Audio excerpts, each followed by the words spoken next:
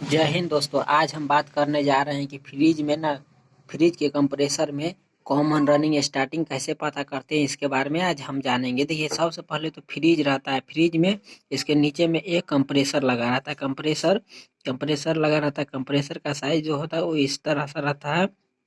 इसमें 3 लाइनें बनी रहती है, जिसमें कि 2 रहती है मोटी मोटी लाइन और एक रहती है पतली लाइन। जो पतली लाइन रहती है उसे हम क्या बोलते हैं? Discharge line. जो मोटी मोटी लाइन रहती है उसे हम बोलते हैं, एक को चार्जिंग लाइन, एक को आप सक्शन लाइन बोल सकते हैं, एक को आप चार्जिंग लाइन बोल सकते हैं। आपका मन का मर्जी है। दोनों को सक्शन लाइन ही बोला जाता है, लेकिन अक्सर आपको यह सुनने को यह मिलेगा कि एगो है कॉमन, या सॉरी, एगो सक्शन लाइन, एगो चार्जिंग लाइन, एगो डिस्चार्ज लाइन। तो सक्शन लाइन और चार्जिंग लाइन, ये जो रहता है ना, सक्शन लाइन और चार्जिंग लाइन, ये आप किसी को भी बना सकते हैं, आपके ऊपर डिपेंड करता है। ठीक है, ये कंप्रेसर इस प्रकार से रहता है। ठीक है, इसमें जैसा कि ऐसा ये मोटा वाला हो गया, ये पतला वाला हो गया। ठीक है, और ये भी क्या है? मोटा वाला है।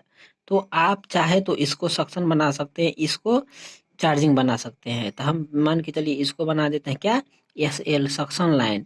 इसका मतलब C L charging line, D L discharge line. ठीक है, और इस बीच में ना 3 पॉइंट रहता है। ठीक है, जैसा कि एक ऊपर और 2 नीचा। तो इसी पॉइंट के बारे में आज हम जानेंगे कि इसमें कौन कॉमन है, कौन रनिंग है और कौन स्टार्टिंग है। देखिए, ये जानना बहुत ही इंपॉर्टेंट है। अगर यह बात आपको नहीं मालूम चलेगा तो आप किसी भी कंप्रेसर को आसानी से नहीं चला सकते हैं। अगर चलाइएगा भी तो आपका कंप्रेसर जल सकता है, उल्टा पुल्टा हो जाएगा तो, या कंप्रेसर खराब हो जाएगा। फ्रिज में ना सबसे बड़ा इंपॉर्टेंट रोल रहता है, तो वो भी कंप्रेसर का। देखिए, कंप्रेसर एक मोटर के भांति होता है। ठीक है, कंप्रेसर एक मोटर के भांति होता है। मोटर में भी मतलब 3 तार रहती है। कॉमन रनिंग स्टार्टिंग, उसी को जानेंगे। हम कैसे पता करेंगे कि कौन कॉमन है, कौन रनिंग है और कौन स्टार्टिंग है। देखिए, ये वीडियो अगर पूरा आप देख लीजिएगा तो आपको 100% कन्फर्म हो जाएगा कि आपको दिक्कत कभी नहीं आएगी। ठीक है, तो चलिए आज हम देखते हैं। देखिए, जैसा कि आप जानते हैं कि कॉमन रनिंग स्टार्टिंग पता करने के लिए अगर आप मल्टीमीटर का या क्लैम्प मीटर का यूज कर रहे हैं, ठीक है, तो क्लैम्प मीटर मान के चलिए, या मल्टीमीटर ये वाला है। ठीक है, ये वाला है मल्टीमीटर। ठीक है, ठीक है, इसमें से 2 तार निकला रहता है। ठीक है, अगर मान के चलिए, इसका नियम क्या है? जिन दो पर मान सबसे अधिक आएगा, इन दोनों पर मान के चलिए मान आ गया कितना? 30 आ गया। ठीक है, 30 आ गया, और इस पे फिर इस पे और इस पे चेक किए, इसको काट करके इस पे और इस पे चेक किए। ठीक है, तो कितना आ गया? मान के चलिए आ गया 10 आ गया। ठीक है, और इस पे चेक किए, मान के चलिए इस पे। ठीक है, और इस पे चेक किए तो कितना आ जाएगा? इस पे और इस पे चेक कीजिएगा तो इसका आ गया 20।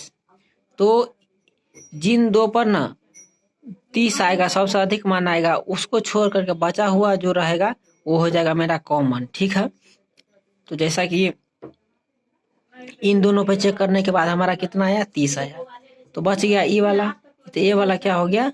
कॉमन हो गया। ठीक है, इसी तरह से हम पता कर सकते हैं कि कौन क्या है। जैसा कि आपको हम एक देखिए बिहारी स्टाइल बताते हैं। बिहारी स्टाइल आप सीख लीजिएगा ना तो आपको बहुत ही कम, जैसा कि ए ऊपर है, ए 2 नीचा है, तो इस कंडीशन में 90% चांस है कि ऊपर वाला जो अकेला रहेगा ये वाला क्या होगा? कॉमन होगा। 90% चांस है कि ये कॉमन होगा। ठीक है, और एक बात, ए कॉमन का पता चल गया।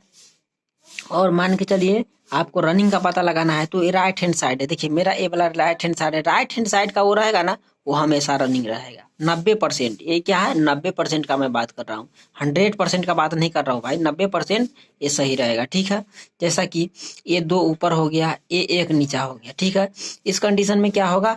ये वाला हो जाएगा क्या? ये वाला हो जाएगा कॉमन। ठीक है, ये वाला हो जाएगा क्या? रनिंग। ये वाला क्या हो जाएगा? स्टार्टिंग। ये आप भी तरीका अपना सकते हैं। 90% मिस्त्री तो यही तरीका अपनाता है, 90% मिस्त्री। जैसा कि इस कंडीशन में आपका कंप्रेसर अच्छा से नहीं चल रहा है, क्लैम्प मीटर से जांचिएगा।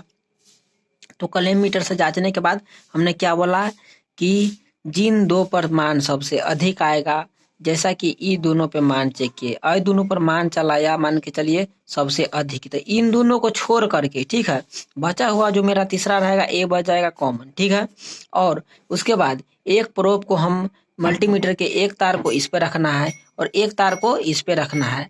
जिन पर मान सबसे कम आएगा, जैसा कि इन दोनों पर चेक करने के बाद हमारा 10 आया, ठीक है। इन दोनों पर चेक करने के बाद हमारा मान कितना आया, 20 आया। तो ए वाला जो 10 वाला है ए हो जाएगा रनिंग, 20 वाला क्या हो जाएगा, स्टार्टिंग। यही तरीका है कॉमन रनिंग स्टार्टिंग पहचानने का, ठीक है। इस तरीका से आप हमेशा किसी भी चीज का ना कॉमन रनिंग स्टार्टिंग मतलब पता कर सकते हैं कि कौन कॉमन है, कौन रनिंग है और कौन स्टार्टिंग है। एक और तरीका हम आप बताते हैं, जैसा कि ए 3 पॉइंट है, ठीक है।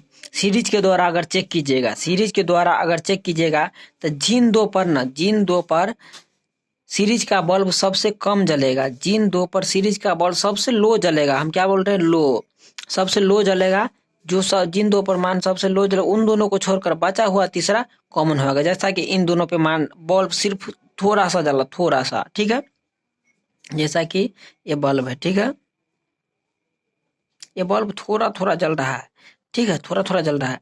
तो इन दोनों को छोड़ करके बचा हुआ तीसरा मेरा क्या हो जाएगा, कॉमन हो जाएगा, ठीक है।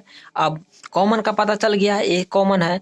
अब एक तार को ना कॉमन पर रखेंगे, एक तार को इस पे रखेंगे, एक तार को इस पे रखेंगे। तो जिन जिन पर ना कॉमन पर रखने के बाद जिन पर ना बल्ब सबसे तेज जलेगा, सबसे तेज जलेगा ना, तेज जलेगा वो हो जाएगा मेरा क्या, रनिंग। और जिस पे कॉमन पर रखने के बाद जिस पर स्लो जलेगा वो क्या हो जाएगा, स्टार्टिंग।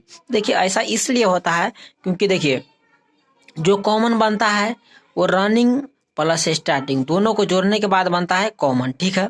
अब मान के चलिए दोनों के बाद कॉमन, और स्टार्टिंग में हमेशा अधिक अधिक टर्न होता है, स्टार्टिंग में अधिक टर्न होता है और कॉमन, ये दोनों मिला दीजिएगा तो आपका बल्ब इससे थोड़ा तेज जलेगा। और कॉमन को और रनिंग को मिलाइएगा ना तो बल्ब एकदम पूरा तेज जलेगा, पूरा, जैसा कि बल्ब है ना एकदम कस के रोशनी देगा पूरा, बहुत कस के। तो इससे हमको पता चल सकता है कौन कॉमन है, कौन रनिंग और कौन स्टार्टिंग है।